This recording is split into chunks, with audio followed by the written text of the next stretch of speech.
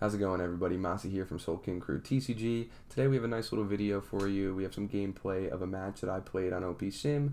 I was playing OP02 Whitebeard versus OP02 Red Luffy. Going forward, like we've been saying, that we're getting closer to the new set, so we really want to take a deeper dive into the new meta, what we're going to see, what cards we want to play, and kind of get a little bit more comfortable with playing with our OP02 decks before we get into the tournament season for the new set. So stay with us. We got a lot of good gameplay ahead with some commentary, and if we can get a nice number of likes on this video, I'd love to drop a deck profile tomorrow for the Whitebeard deck, talking a little bit about the choices we made in the deck and why we're playing these cards, and maybe some changes that I've already would like to make after doing some testing. So stay tuned and enjoy the video. Thanks. Alright, starting off here, we have our Whitebeard versus Luffy matchup. We're going to draw our card, 2 Dawn to start. He does start with the Nami.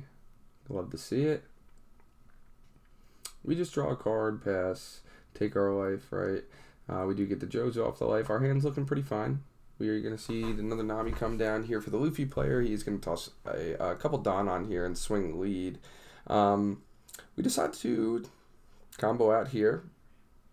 Save the life. Versus the red decks, I like to keep my life a little bit healthier early, just because I know later in the game when they have their big rush cards, especially if they have Shanks, it's going to be a little bit more problematic for me to survive, even if I have my radical beams. We do see the jet pistol here, off the life. Drop our 4, drop 6k. We're going to see the Nico Robin come down for the Luffy player.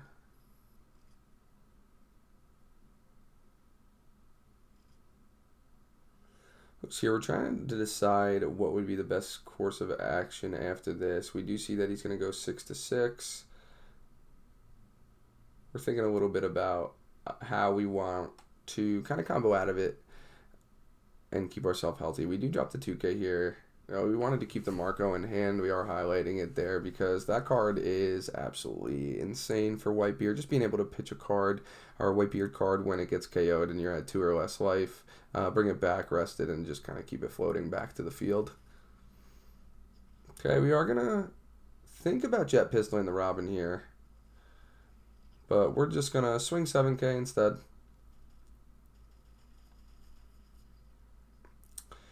Try to get a couple cards out of the hand, takes a life. He is going to take it, so he's down to 2 life here. And we're thinking about what to do. We do end up deciding to pay the 4 Dawn into the Marco and pass.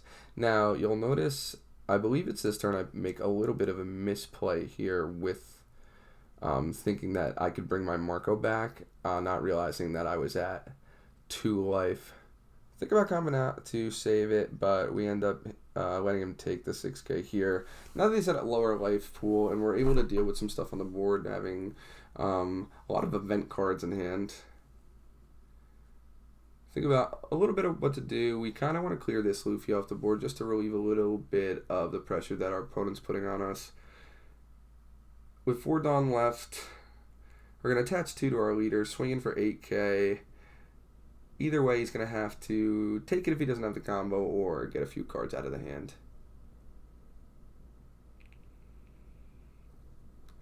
He does combo an extra card into that, which might have been just a misclick. Sometimes on the sim, it's a little weird, right? If you're clicking too fast, you might pitch an extra card, which could end up hurting him in the long run here. We see a new card out of OP2, Hyogoro.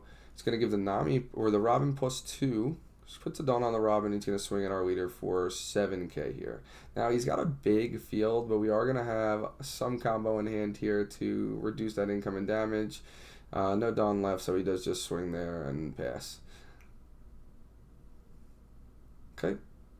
We are going to swing at lead. We figure we're just pressuring him down here. We have a lot of combo in hand. Even if we drop the new gate, we're going to get the +2 for their turn, sitting at 8k. And we have a bunch of combo in hand to kind of work with. A few cards we could just drop for just normal combo. And then a few cards, right, like we have the 1 radical beam that we can use to save us from taking a little extra damage. Drops a new gate of their own here, which had me worried here. This is when I started to get a little bit worried in game 1. Starts doing Luffy things, passing Dawn around, swinging at lead for 9. That's something we could easily kind of combo out of here, keep ourselves healthy.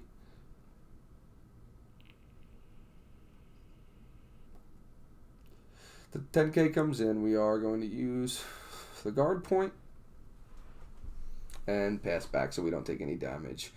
On the crack back there, Otama's going to come down. We're going to jet pistol, get rid of at least one of the big monsters on his side of the field, the big characters on his side of the field, right? Thinking about what to do with our Dawn here. We do want to get in there for some damage, noticing that he only has 4 cards in hand. We are going to swing the 10K onto the 7. He's going to end up taking it down to 1. Okay, now we're thinking here. We do have the Chopper in hand. I do really like Chopper because in Whitebeard, you do want to leave some Dawn open. A lot of the decks I've seen were testing 2K blockers, but if you have a 2K blocker like Barto, he is a lot of Dawn to invest into just one card. With Chopper, I can drop a Chopper, even though he does have the Robin and the Whitebeard, he's going to have to invest Dawn into them so that he can pop the Chopper on the swing,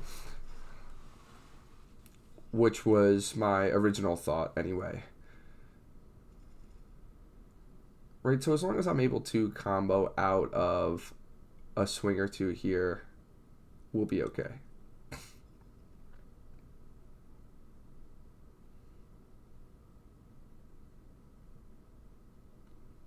He does drop the Otama before to neg the Newgate by 2K, making it an 8K. Now, this was an interesting play here. I was debating, do we save the Newgate? And my answer is yes to that, because now he can't attack the Newgate. He can't end us this turn. And now we have 2 giant swings to go for game here. So Newgate's going to get in there for a 12K swing. There's no way that he's going to be able to combo out of this, so he'll take the damage. Now we're able to just dump the rest of our Dawn on our leader here, and just a whopping 14K right in for game number 1. As for the rematch, we are going to go in for the rematch here. It was a really, really great game out there. So we'll get back in there. Looking at our hand, a little bit of a big drop hand, but noticing that we do have the double Seaquake top decking the second one is kind of nice. So we'll start off with our field spell just to get that out of the way. Swing lead for 7. Early, that's kind of hard for most leaders to deal with. Most of the time that 7K is going to stick. Okay, we noticed that he just dropped the promo Luffy here, 3K. Alright, which is perfect for us to play Vista. Put another 2K on our leader, swing up in there for 8. He is going to take a second life here, so are we. Once we pass, guard point off the top of the life. Vista's our own Vista, and drops a Nami here, is where he can now pass around 2 rested Dawn each turn, which is interesting. Not going to use the guard point trigger, rather just save it in hand for more combo later on. Okay, we do Seaquake. We are going to get rid of that, and then we think about using the other Seaquake to kind of just fully clear the board here and keep applying the pressure. 7 to leader. He's going to take, and we'll end, leaving the 1 open for a guard point. Okay, we see the Vista. We're having kind of a fun time here, just Vistaing each other back and forth. Okay, 8K to the face. Perfect. This is what we signed up for. 9K combo out of it. All right, drops the Sanji, drops the Chopper, and passes back. Now, a few different things we can do here.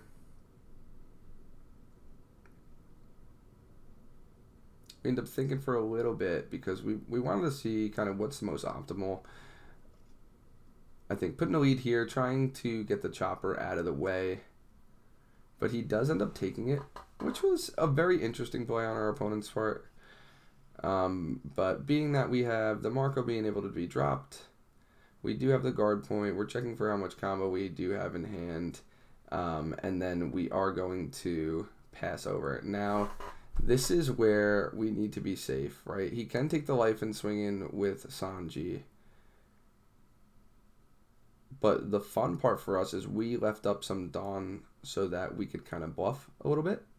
Now he is going to miscount on the Vista swing, so we're able to just kind of eat that.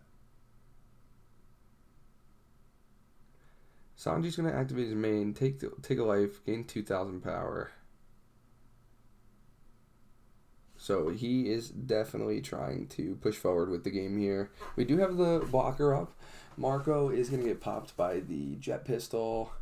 We're thinking, if we do this, can we end next turn? Can we still stay alive if we're pitching the card? We figured we might as well just get rid of the stage card. There's no need for it, and have him kind of just pressure us down here, trying to go for the Marco and get that off the field.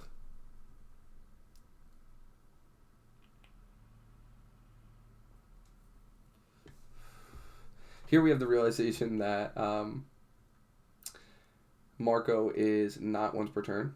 Okay, if you are at 2 life or less, if you have the Whitebeard card to pitch in hand, you can continuously bring Marco back every time he is KO'd. So I think Marco is like the best card in the deck. Being able to bring the card back, if you block something like one of their last attacks, let it die, pitch a card, bring it back, and now you have a swing for the follow-up to end the turn if I'm not able to finish off in just one swing. We do just end up jet pistoling the blocker, get in there for a 10k swing, hoping that he's able to pitch a decent amount of cards here. We do get the extra 2k from the Moby Dick stage card, and our opponent does concede there. Great match. It was really fun to work with the new OP2 stuff and see the power of Whitebeard. Make sure you're staying with us tomorrow. We're going to be dropping a Whitebeard deck profile and talking a little bit about how each card impacted our plays and why we made the decision to play those. Also, we're going to talk a little bit about some changes that you can make to the deck profile to kind of make it your own or try something new. Thanks. Once again, everyone, thanks a lot for tuning in to Soul King Crew TCG. We really appreciate the feedback, so if you could drop a comment on the video letting us know what decks you're excited to see in OP2, what decks you want to see gameplay of, maybe some commentary, some deck profiles, and maybe some meta discussion on what's going to be good in OP2 coming out in just about 3 weeks here. So we're excited to create more content for you, and hopefully we see you in the next one. Thanks a lot.